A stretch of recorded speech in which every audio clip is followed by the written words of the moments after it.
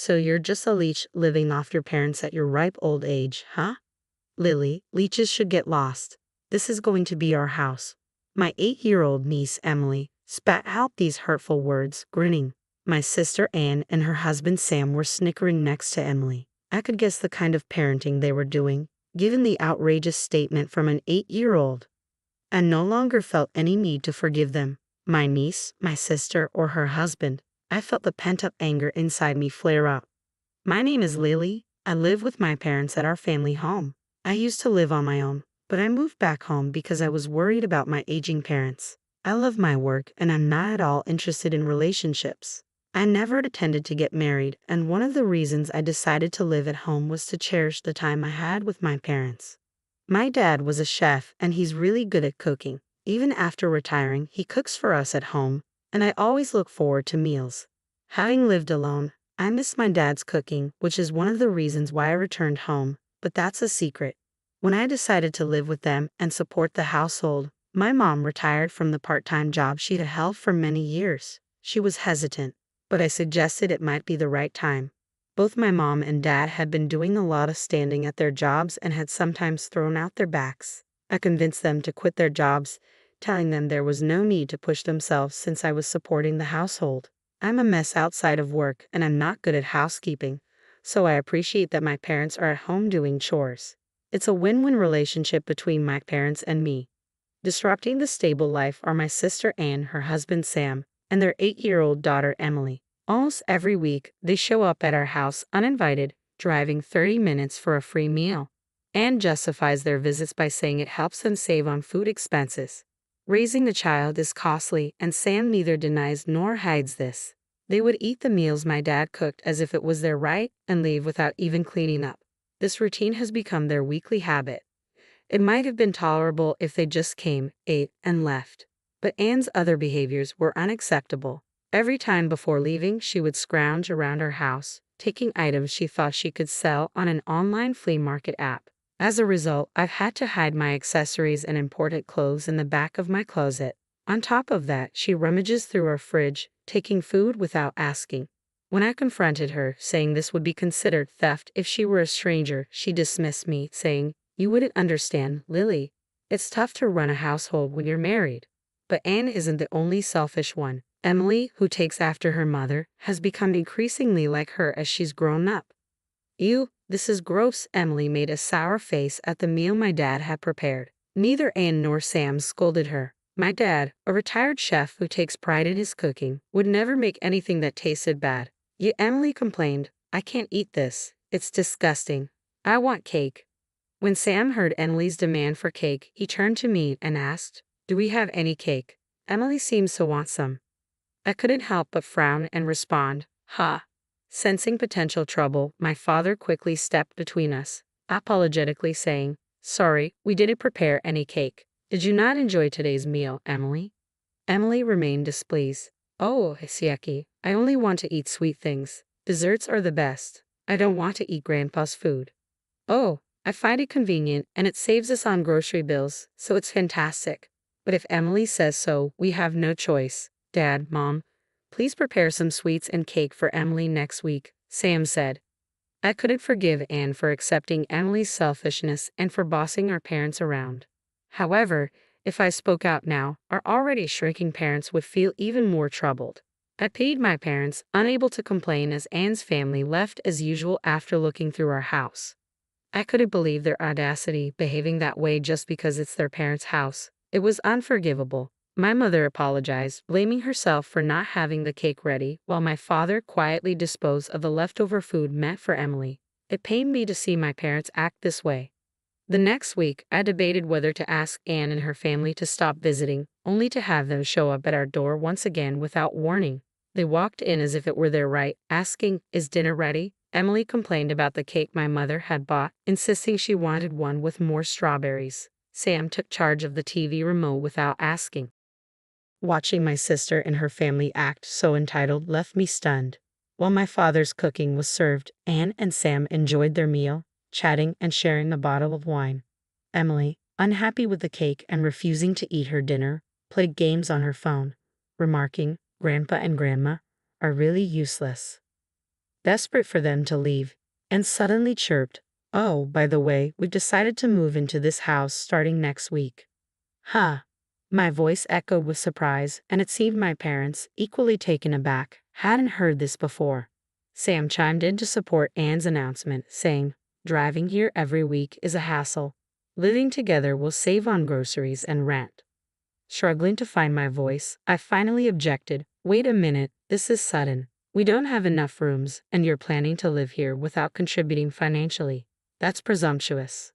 And in Sam's faces twisted at my words, but it was Emily who spoke up first. "Lily is just a leech living off her parents. Leeches should leave. This will be our house," she said smugly, earning stifled laughs from her parents. I couldn't believe an 8-year-old could speak like that. I was stunned that Emily, at such a young age, called me a leech. It seemed clear that Anne and Sam had influenced her to see me in such a negative light. "No, Emily, don't say that. You'll hurt Lily's feelings," Anne interjected, trying to defuse the situation. "I don't want to live with Lily. I want her gone by next week. It's embarrassing to live with a parasite. What if my friends find out?" Emily stared at me disdainfully, with Anne and Sam chuckling beside her. Anger surged through me after enduring their behavior for so long. "All right, I will leave by next week, as you wish," I replied calmly. Anne's family seemed pleased with my answer, laughing as they always did without offering to help clean up. My parents looked terrified at the thought of living with Anne's family, but they seemed relieved when I suggested a solution.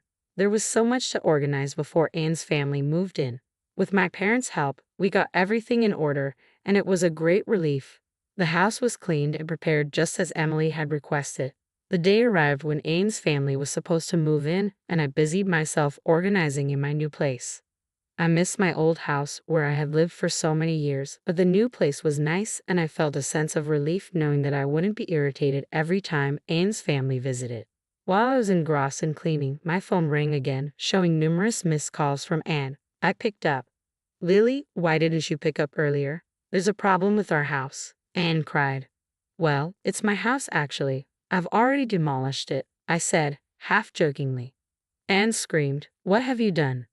I could only imagine their shock when they arrived to find the house in the midst of demolition. You see, when I had moved back to support my parents, the house was transferred to my name. It was my decision to demolish it. I felt it was better to knock it down than let Anne's family take it over.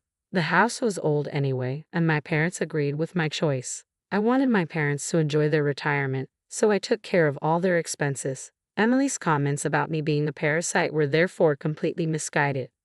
I explained all of this to Anne. "You and Emily have said a lot of hurtful things about me. It's not right to teach your daughter to behave like that. It would be unfortunate if Emily ended up following your example," I told Anne, my voice laced with sarcasm. She appeared more shocked than remorseful. After selfishly criticizing me, she came to me almost in tears, asking, "What should we do? We've already ended our lease and moved out of our previous house. We'll be homeless. Emily is only 8 years old." "Maybe it will teach Emily a lesson about facing challenges," I replied casually, continuing to clean. Anne started crying. "How can you be so heartless?" I thought that should be my question. Who was it that insulted me repeatedly through their words and through their daughter? I asked her. "I'm sorry, I'll make Emily apologize too. Please, just for tonight, let us stay in your new place," Anne begged. "No, I can't do that. Both Mom and Dad are afraid to see you now. Your negativity always upsets them. They love our new home, and I won't let you ruin our happiness. I'm hanging up now. I'm busy," I said firmly, ending the call. Wait, please." Anne was still yelling, but I mercilessly hung up the phone. Afterwards, Anne kept calling numerous times, but I ignored her. It seemed like she also tried to reach out to our parents, but they too ignored her calls. Eventually, the relentless calls stopped. Presumably, Anne and her family managed to find a place to stay. When I wondered where they went, my mother explained the situation to Dad and me a few days later. Apparently, Anne had been sending messages to Mom via text only. It seems she's now staying with Sam's parents. Sam's mom, Anne's mother-in-law, is a very strict woman when it comes to rules and manners. Anne disliked her and appears to be struggling living under the roof of such a stern mother-in-law. Emily, too, who used to be spoiled rotten, seems to be learning a lot from this strict mother-in-law. There's no doubt she would have grown into a terrible adult if she continued her old ways. So, in retrospect, this seems to be a good thing. It may be tough on Emily, but it's unavoidable. I hope she'll manage to become a well-mannered grown-up. It seems Anne and Sam were more broke than we imagined. Sam was a fan of gambling, frequently squandering his money on various bets, and wasn't against gambling and didn't stop him, even enjoying it with him at times. However, they accumulated a substantial amount of debt due to their gambling.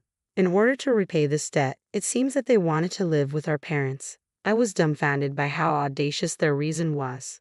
Sam ended up returning to his parents' house but reportedly disappeared after a few days.